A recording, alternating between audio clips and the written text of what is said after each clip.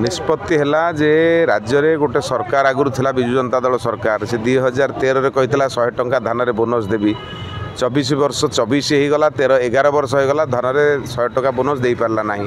Bharatiya Janata party सरकार कहता आम सरकार को आसिले 3100 टंका धान में देवु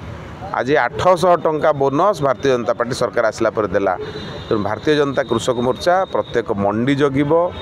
मंडी रे धान रे कटनी छटनी हम ना चाषी को तार अखार मूल्य दिज्व मंडी पाखे से धान देदेव सेठू मिलर धान तार मिल को लेकिन जीव तेणु जो प्रकार शोषण आगुरी चाषी होता से शोषण किभली भाव में हम ना ताप भारतीय जनता पार्टी कर्मकर्ता माने ओडिशार समस्त मंडी जगिबे। बर्तमान जमती धान रे किसी क्षति होती आम देखिले गतकाली वर्षा होकर ता विषय में आमर एक प्रतिनिधि मंडली काली राजस्व मंत्री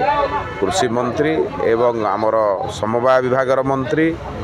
ये समस्त मंत्री मानू काली भेटे कथबार्ता हेबे यापर कौन निष्पत्ति नहीं आलोचना करेंगे। आगे जब एथर देखिए प्रथम करी भारतीय जनता दलर कार्यकर्ता मैंने मंडी जगुंट यह कि उत्साह रही कौन प्रशिक्षण दिए नहीं आम आगुरी विरोधी दल में था मंडी जगुलु किंतु जेहेतु शासक दलर मनोभाव थिला दुर्नीति करिया भ्रष्टाचार करिया तो मंडी जगियार किसी आमर लाभ हो नथिला। एथर आमर सरकार ओडिशा रे सरकार जहाँ कहते मंडी रे सेटा लोकों पाखे पहुँचो से कृषक मोर्चार कार्यकर्ता माने मंडी जगिबे। व्यापक योजना चलती सरकार तरफ पदक्षेप निया किंतु दुख परितापर विषय मुझे आपण कहूँ नवीन बाबू 100 टंका बोनस देव बोली 16 मसीह शोलार घोषणा करते ना 8 वर्ष पड़ेगा से मुख्यमंत्री पलैले कितु देले ना चाषी मान प्रति विश्वासघातकता कले किंतु बीजेपी इलेक्शन बेले कहते आम सरकार को आसिले 3100 टंका धान क्विंटाल देव आम सरकार को आसिलु मोहन माझी जून 12 तारीख दिन शपथ पाठ कले तार घंटा भितर कैबिनेट मीटिंग बसला आम तुरंत निष्पत्ति नेलु चाषी मान को धान क्विंटाल 3100 टंका दिए बीजेडी वाला कांग्रेस वाला टे धन्यवाद देली अरे तुम 100 टंका देलुनी आम 3100 टंका निष्पत्ति नेलु एवं देलुनी सब किसी ठीक रही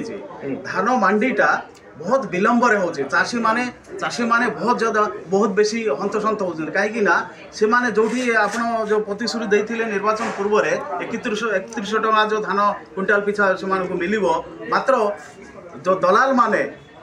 धान अल्प रेट्रे बोले 1800 टका 1900 टका क्विंटाल किनिकी से बाहर राज्य को बिक्री कर तत्सहित राजस्व जो आरएमसी रो जो कर को चुना लगाउछन्ति से माने तो सरकार ये दिगरे कोन पदक्षेप देखो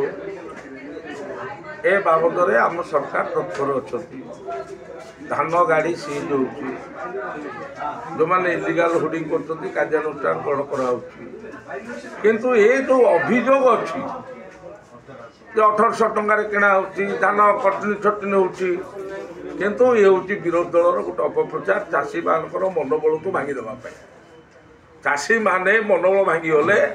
किभली भाव में सरेंडर करेंगे दलाल मान पाखे एटा हूँ गोटे मीडिया इवेंट सुचिंतित भाव में विजु जनता दल कांग्रेस दल दीर्घ 24 वर्ष धरिकी जो मिली भगत राकेट चलता मिल असाधु प्रशासनिक कल